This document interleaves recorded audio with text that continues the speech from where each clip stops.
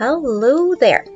Okay, so here we are working on our green part of the mountains. We want to create a bit of a trees, bushes, sunny areas of the trees. Again, don't think too realistic as realism about it.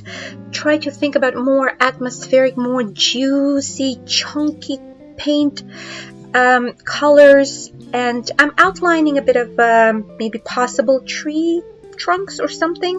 Maybe it will be bushy things. I'm using a brush. It's medium-sized brush with maybe like a more of a thinner edge.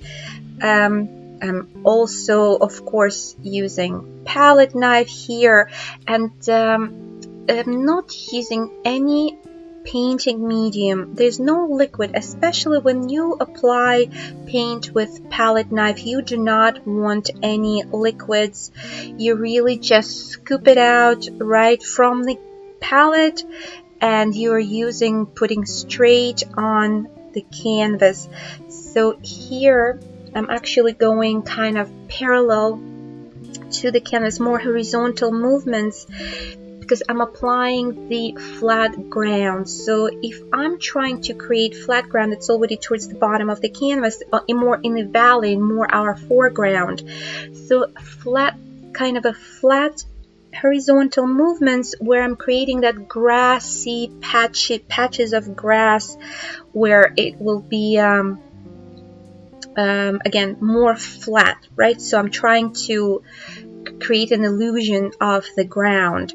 And again, not very realistic. It's just really just the paint brush strokes. Here, as you can see, it's a very bumpy part in there. So I'm just really brushing over the bumps.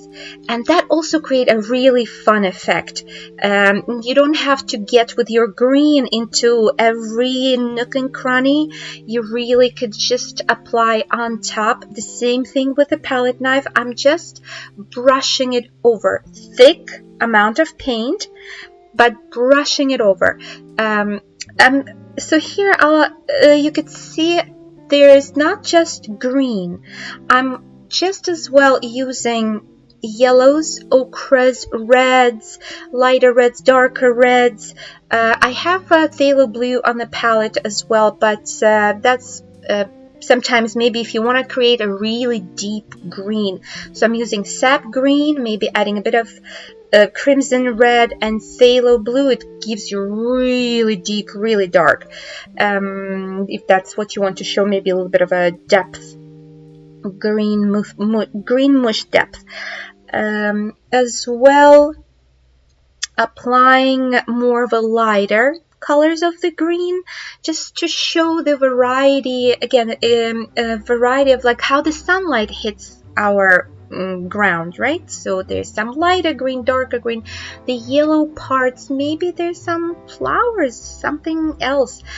It doesn't matter. Again, like you're just really playing with the color and applying it. Think of it more intuitively, applying it on top of the browns. You don't want to cover up all the browns, of course not. You want to keep some of that brown. It's a gorgeous color, and it will like the whole bumpy parts. It's really fun. And when you go on the edge of the mountains, like here I'm building a bit of edges there that connects with the sky. Also, we're going to be talking about it towards the end where we're adding like real details for the mountains and the sky. We're going to be playing around with the dark part of the sky, light part of the mountain, dark part of the mountain, light part of the sky.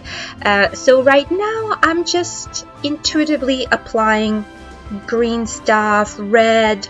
Sometimes I just scoop the paint from the palette, like not mixed up, just like sap green, some yellow, some ochre, some red, like 3-4 colors on the same time on one palette knife, and then just put it on the canvas. It kind of starts blending and mixing already on the canvas, and it's really beautiful effect.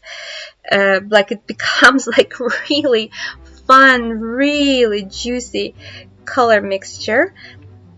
we are continuing. So, that I thought the top of the mountain could be a little bit more green, not mixed up with daisies so much.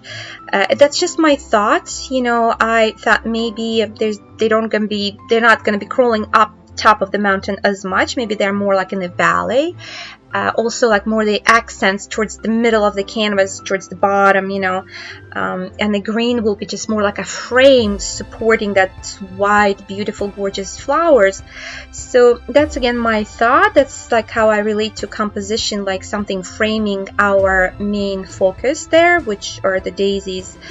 As you notice, I already started applying some daisy movement, like teeny little things, and now I'm using just a white color that is blending with the layer that I just applied, the greens, the yellows, the reds.